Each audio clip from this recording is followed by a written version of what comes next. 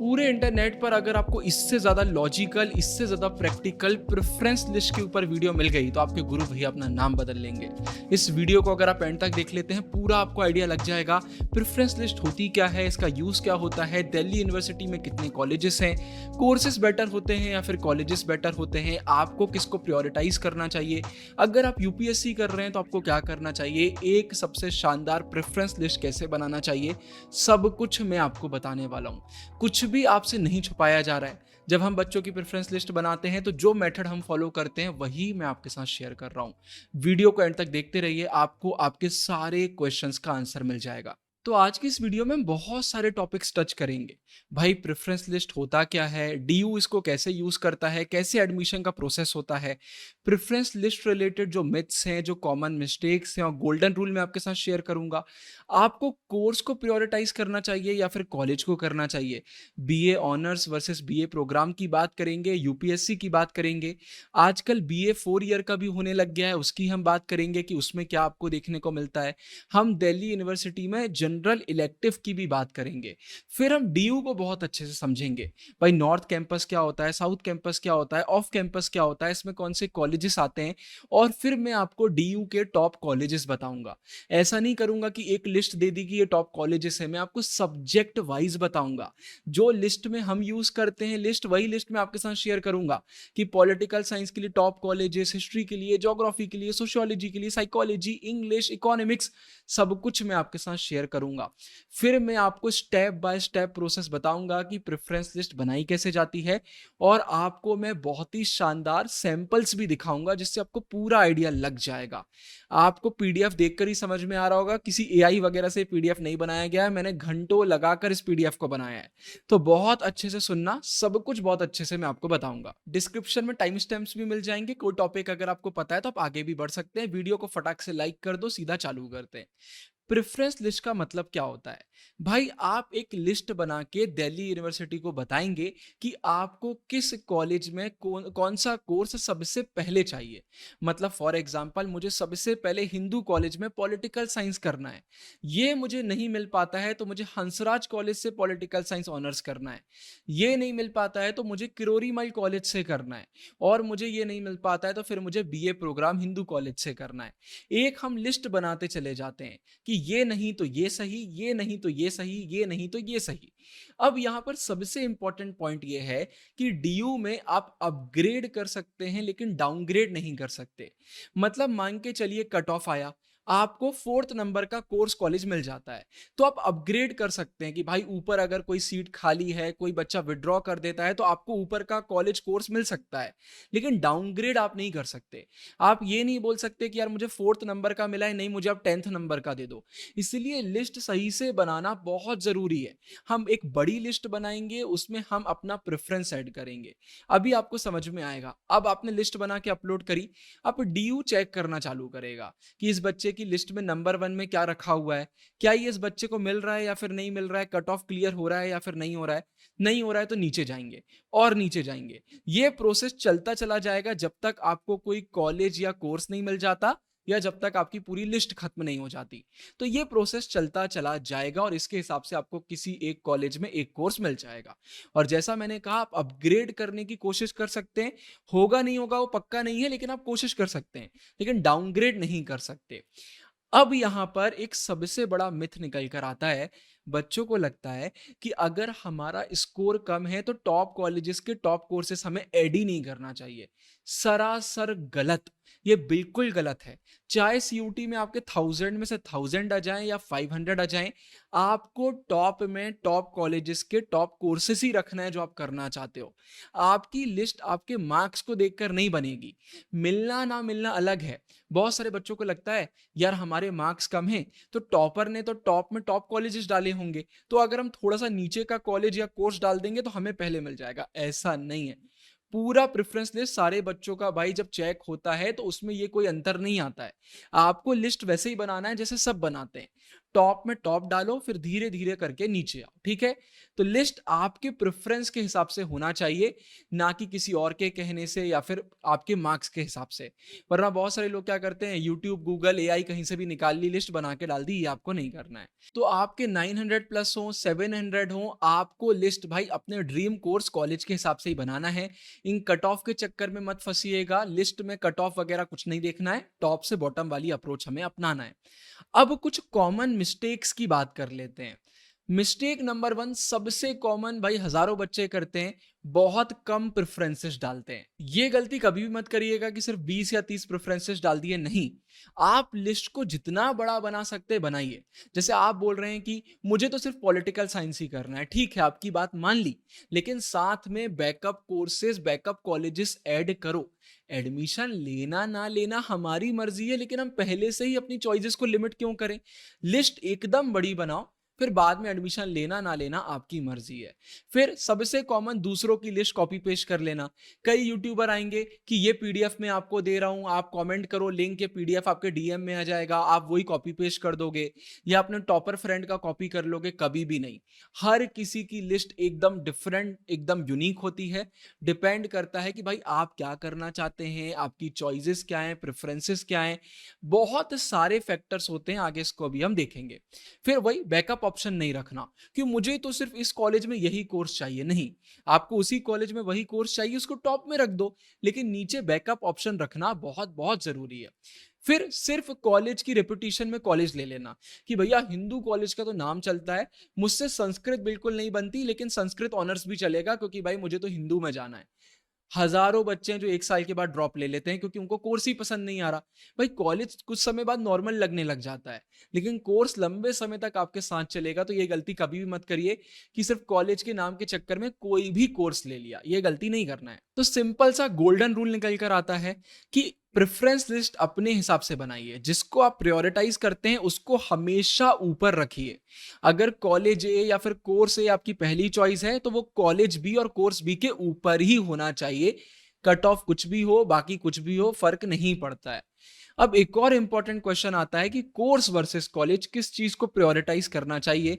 तो चलिए इसको बहुत अच्छे से मैं आपको समझाता हूं। ज्यादातर बच्चों को इसी चीज में सबसे ज्यादा कंफ्यूजन होती है कि भाई एक अच्छा कोर्स लेना चाहिए भले ही कॉलेज बेकार मिल जाए, या फिर एक अच्छा कॉलेज लेना चाहिए भले ही कोर्स बेकार मिल जाए।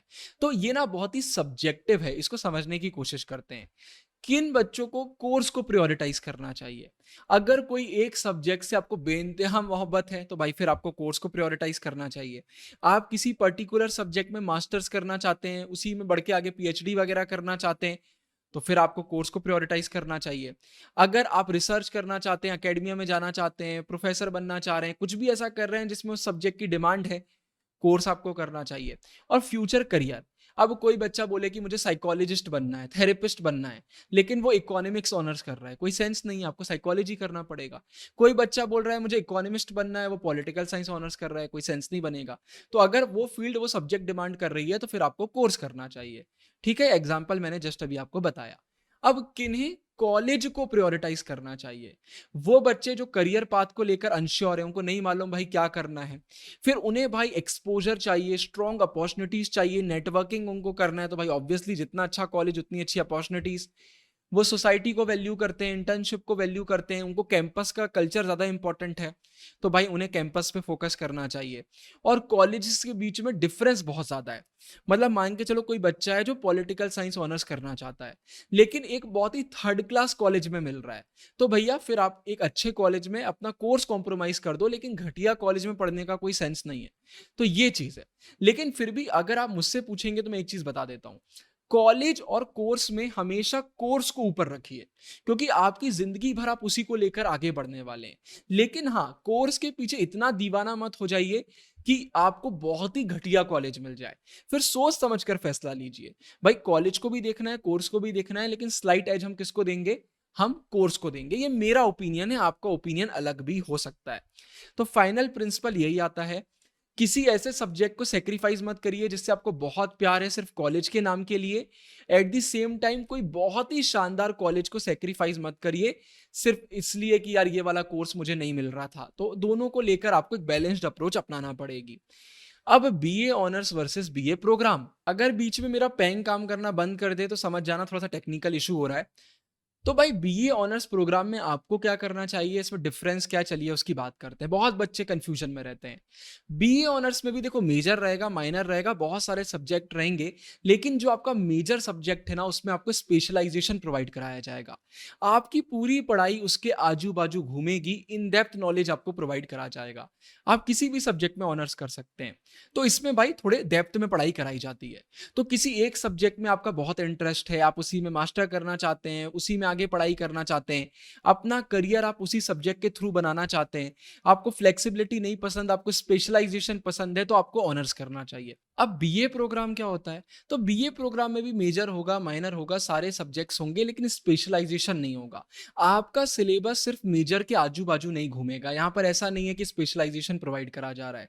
एकदम इन डेप्थ सिलेबस भी नहीं होगा जैसा बीए ऑनर्स में देखने को मिलता है।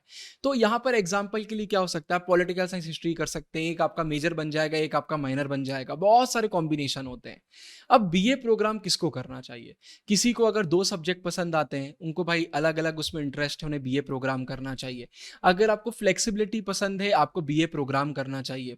यहाँ पर एक और इंपॉर्टेंट पॉइंट निकल कर आता है, अगर आप कॉलेज को प्रायोरिटाइज करते हो, टॉप कॉलेजेस में भी बीए प्रोग्राम का कट ऑफ कम आता है।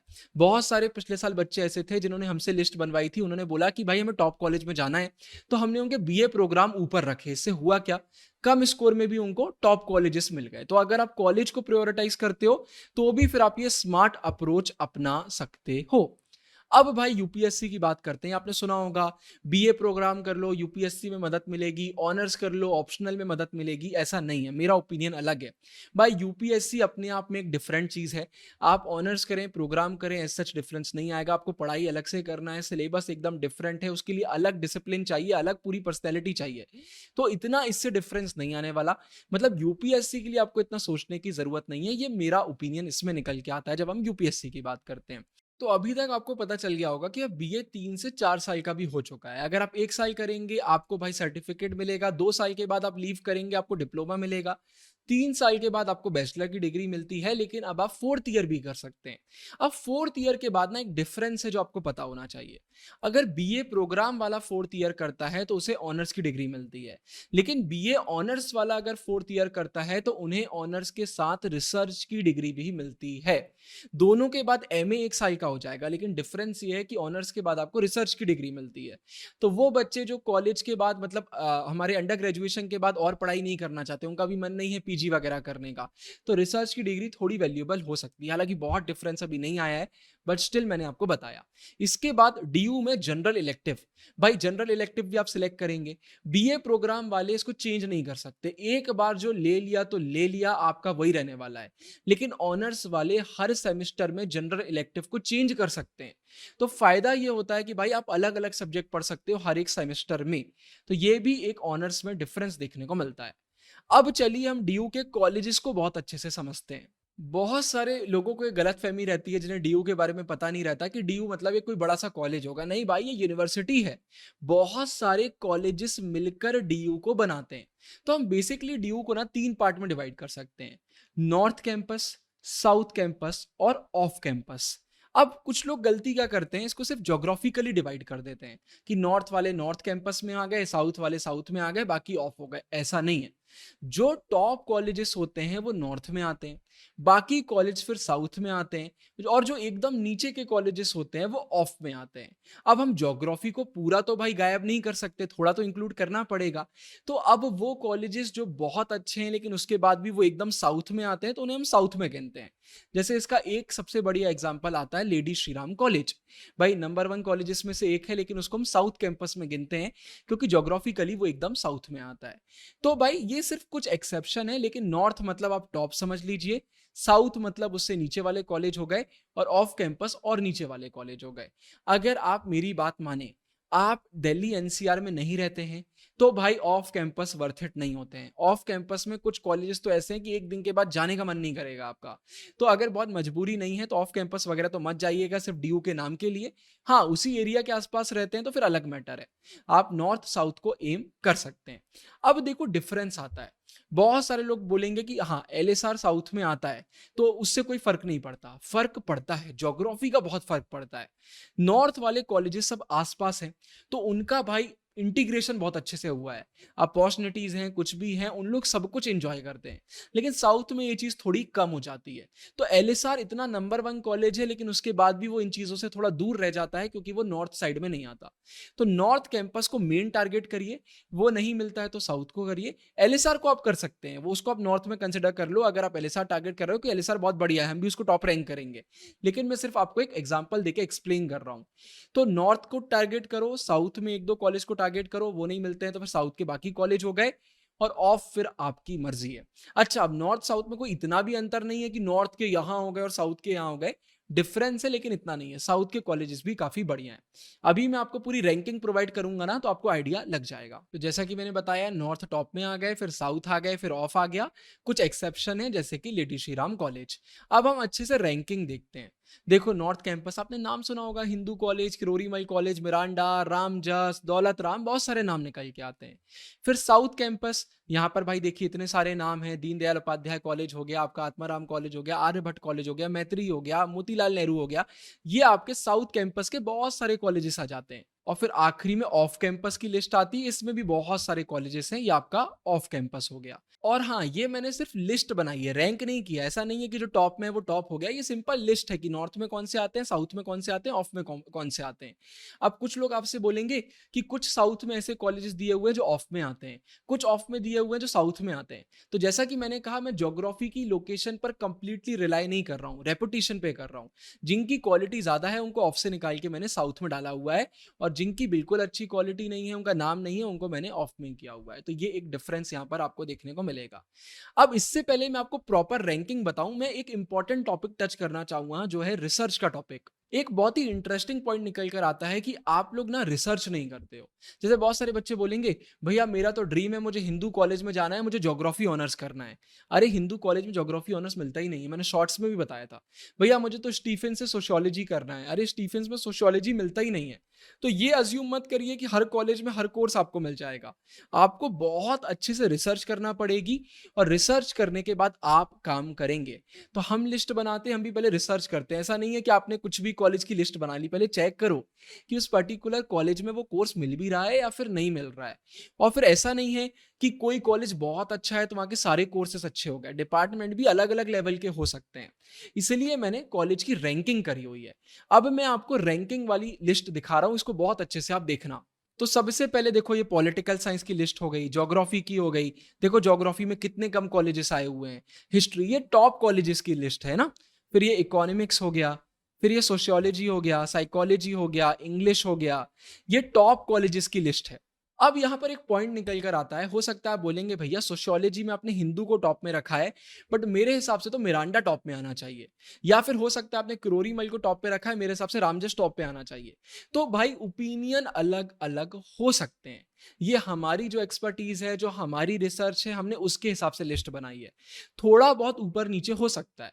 लेकिन एक पॉइंट मैं आपको बता देता हूं, अगर हमने किसी कॉलेज को थर्ड में रखा है और एक फोर्थ में रखा है, आप बोल रहे हो नहीं फोर्थ वाला थर्ड पे होना चाहिए, थर्ड वाला फोर्थ पर होना चाहिए, चल जाएगा।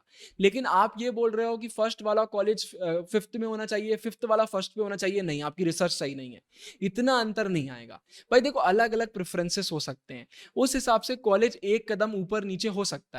लेकिन इतना बड़ा डिफरेंस नहीं आने वाला, क्योंकि हमने बहुत रिसर्च करके ये लिस्ट बनाई हुई है। ठीक है, तो थोड़ा बहुत आता है। हम बच्चों की प्रेफरेंस लिस्ट बनाते हैं, उसमें भी हम नीचे डिस्क्लेमर डालते हैं कि एक दो आपको कॉलेज कोर्सेज ऊपर नीचे करना है, आप कर सकते हो, उसको पत्थर की लकीर बांधने की जरूरत नहीं है।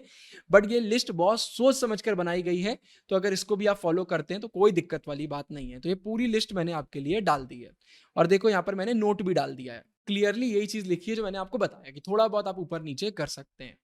अब यार, हम भी आपकी प्रेफरेंस लिस्ट बना सकते हैं, लेकिन इससे पहले मैं आपको बताऊं कि हम कैसे आपकी लिस्ट बना सकते हैं। मैं आपको बताता हूं कि आप खुद की लिस्ट कैसे बना सकते हैं। एंड ट्रस्ट मी, मैं एग्जैक्टली वही मेथड बता रहा हूं जो हम फॉलो करते हैं, कुछ भी नहीं छुपा रहा आपसे। सेम वही मैं आपको बताने वाला हूं, बहुत अच्छे से सुनना, हम वीडियो के सबसे इंपॉर्टेंट पार्ट में आ गए। तो खुद की प्रेफरेंस लिस्ट बनाने का पहला स्टेप निकल कर आता है कि आपको ये डिसाइड करना पड़ेगा कि आप कॉलेज को प्रायोरिटाइज करोगे या फिर कोर्स को करोगे, ये आपकी मर्जी है। हम भी गूगल फॉर्म भरवाते हैं, हम आपसे पूछते हैं कि भाई आप किस चीज को प्रायोरिटाइज करते हैं, बड़ा सब्जेक्टिव ये क्वेश्चन है। फिर आप रिसर्च करोगे कोर्सेज के बारे में, कॉलेजेस के बारे में, उनकी रैंकिंग के बारे में। ये पीडीएफ में आपको प्रोवाइड करूंगा, आपको रिसर्च करना है। और तीसरा स्टेप निकल कर आता है, आपको अपने कोर्सेज फाइनलाइज करना है। ये गलती कभी भी मत करना कि सिर्फ एक कोर्स सिलेक्ट कर लिया। आप मल्टीपल कोर्सेज टारगेट करो। ये मिल गया तो ठीक, नहीं तो ये कर लेंगे, ये मिल गया तो ठीक वरना ये कर लेंगे। बड़ी सी लिस्ट बनाओ। ज्यादा से ज्यादा क्या होगा, आप एडमिशन कैंसिल कर दोगे, लेकिन लिस्ट कभी भी छोटी मत बनाओ। अब मैं आपको एग्जाम्पल से समझाऊंगा और आखिरी में पूरी लिस्ट भी दिखाऊंगा, आपकी पूरी कंफ्यूजन ही दूर हो जाएगी। सबसे पहले हम एक बच्चे का एग्जाम्पल लेते हैं। लास्ट ईयर हमने इनकी लिस्ट बनाई थी। इन्होंने कॉलेज को प्रायोरिटाइज किया था, कोर्स को नहीं किया था। इन्होंने हमसे क्या बोला था, इन्हें टॉप कॉलेजेस चाहिए हैं, कोर्सेज को लेकर ये फ्लेक्सिबल हैं। इन्हें सबसे पहले साइकोलॉजी ऑनर्स करना था, पॉलिटिकल साइंस करना था, और पॉलिटिकल नहीं मिला तो फिर हिस्ट्री करना था टॉप कॉलेजेस से। इनका कहना था कि अगर ये नहीं मिला तो ये बीए प्रोग्राम भी कर लेंगी, लेकिन टॉप कॉलेजेस से। और अगर वर्स्ट केस सिनेरियो में टॉप कॉलेजेस नहीं मिलता है तो फिर ये थोड़े नीचे के कॉलेजेस में भी जाने के लिए रेडी थी। तो अब इनकी प्रेफरेंस लिस्ट कैसे बनेगी, बहुत अच्छे से सुनिए। सबसे पहले साइकोलॉजी करना है उन्हें, तो हम टॉप कॉलेजेस साइकोलॉजी के डालेंगे। फिर उन्हें पॉलिटिकल साइंस करना है तो हम टॉप कॉलेजेस पॉलिटिकल साइंस के डालेंगे, फिर हिस्ट्री के डालेंगे। फिर हम बीए प्रोग्राम डालेंगे टॉप कॉलेजेस के।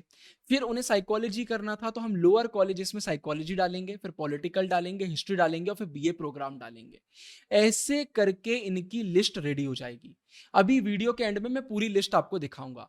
तो देखो हमने कितना स्मार्ट वर्क करा, बिल्कुल उन्हीं के हिसाब से लिस्ट बनाई और पूरी रिस्क मिटा दी। अब दूसरा एग्जाम्पल लेते हैं जहां बच्चे को कोर्स को प्रायोरिटाइज करना है। बच्चे ने हमसे बोला हमें साइकोलॉजी ही करना है और कुछ करना ही नहीं है, कहीं से भी मिले साइकोलॉजी ही करना है। अगर साइकोलॉजी वर्स्ट केस सिनेरियो में नहीं मिलता है तो फिर पॉलिटिकल साइंस करना है, सोशियोलॉजी करना है और बीए प्रोग्राम करना है टॉप कॉलेजेस से। और टॉप कॉलेजेस में नहीं मिलता है तो फिर हम लोअर कॉलेजेस को भी टारगेट करेंगे, लेकिन सबसे पहले तो साइकोलॉजी ही करना है। तो इनकी लिस्ट कैसे बनेगी, इनकी लिस्ट में सबसे पहले हम हर एक कॉलेज का साइकोलॉजी डालेंगे क्योंकि इनको साइकोलॉजी ही करना है। फिर हम सारे बीए प्रोग्राम डालेंगे साइकोलॉजी के। हमने उनसे पूछा कॉल करके, अगर ऑनर्स नहीं मिला तो आपको प्रोग्राम में भी साइकोलॉजी करना है? उन्होंने बोला हाँ मुझे करना तो साइकोलॉजी ही है। तो हम बीए प्रोग्राम डालेंगे। फिर हम बीए ऑनर्स डालेंगे टॉप उसके, सोशियोलॉजी टॉप उसके, बीए प्रोग्राम टॉप उसके। फिर हम लोअर में आएंगे और हम फिर लोअर उनके हिसाब से डालेंगे। तो उनकी एक बढ़िया लिस्ट बन के रेडी हो जाएगी। तो भाई लिस्ट हमेशा आपके गोल के हिसाब से बनेगी, कट ऑफ वगैरह देखने की जरूरत नहीं है। अब इससे पहले मैं आपको दोनों लिस्ट दिखाऊं, अगर आपको ये काम बहुत ही हेक्टिक लग रहा है, आप इतनी रिसर्च नहीं कर पाओगे, तो अराउंड 300 स्टूडेंट्स की लिस्ट हम भी बनाते हैं। हमने लास्ट ईयर भी बनाई थी। सिर्फ हम लिमिटेड बच्चों की बनाएंगे क्योंकि हम पर्सनलाइज्ड लिस्ट बनाते हैं। मतलब हम हर बच्चे की अलग लिस्ट बनाते हैं, आपको सेम पीडीएफ कॉपी पेस्ट करके नहीं देंगे। आपसे गूगल फॉर्म भरवाएंगे, हो सकता है आपको मैसेज करें, कॉल करें, पूरी डिटेल्स निकलवाएंगे और उसके बाद फिर आपको आपकी लिस्ट बना के देंगे। अगर आप एक ऐसे बच्चे हो जो सब्जेक्ट और कोर्स को लेकर, कॉलेज को लेकर ही कंफ्यूज्ड हो, तो हम मेंटोरशिप भी प्रोवाइड करते हैं। तो आप मेंटोरशिप भी बुक कर सकते हो, प्रेफरेंस लिस्ट भी बनवा सकते हो। डिस्क्रिप्शन में आपको लिंक मिल जाएगा। लेकिन लिमिटेड बच्चों की बनाएंगे, हम ज्यादा बच्चों की नहीं बना पाएंगे क्योंकि बनाने में बहुत टाइम लगता है, इतना आसान काम नहीं है। तो ये हो गया। अब मैं आपको दोनों बच्चों की लिस्ट दिखाता हूं। सबसे पहले जो हमने एग्जाम्पल नंबर 2 देखा था, जिस बच्ची को सिर्फ साइकोलॉजी ही चाहिए था, तो देखिए सबसे पहले सिर्फ साइकोलॉजी भरा, फिर बैकअप ऑप्शन भरे और देखते देखते 141 प्रेफरेंस लिस्ट में हमने ऑर्डर बनाए हुए हैं। पूरी रिस्क को रिड्यूस करा, पर्सनलाइज लिस्ट बनाई। तो ऐसे आपको लिस्ट बनाना है। पूरा पूरा हमने यहाँ पर जो भी रिस्क था उसको एकदम रिड्यूस करने की कोशिश करी। अब हम पहले एग्जाम्पल की बात करते हैं। उन्होंने कॉलेज को टारगेट किया था, तो सबसे पहले देखो हमने टॉप कॉलेजेस डाले अलग अलग सब्जेक्ट के, साइकोलॉजी, पॉलिटिकल। फिर हमने प्रोग्राम टारगेट करा टॉप कॉलेजेस में।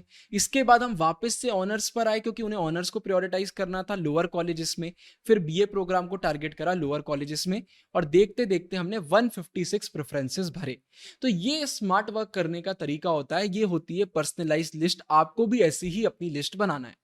तो आई होप मैंने सारे टॉपिक्स बहुत अच्छे से टच कर दिए हैं। अगर अभी तक आप वीडियो देख रहे हैं इसका मतलब है कि वीडियो से आपको वैल्यू मिली, तो प्लीज़ इसको शेयर करिए, कमेंट्स में प्यार बरसाइए, वीडियो को हाइप करिए, वीडियो को लाइक करिए। आप जब प्यार बरसाते हैं तो और ऐसी वीडियोज़ बनाने का मन करता है। ये वीडियोज़ बनाना आसान नहीं है, बहुत मेहनत लगती है। तो अगर आप सपोर्ट करेंगे तो बहुत अच्छा लगेगा।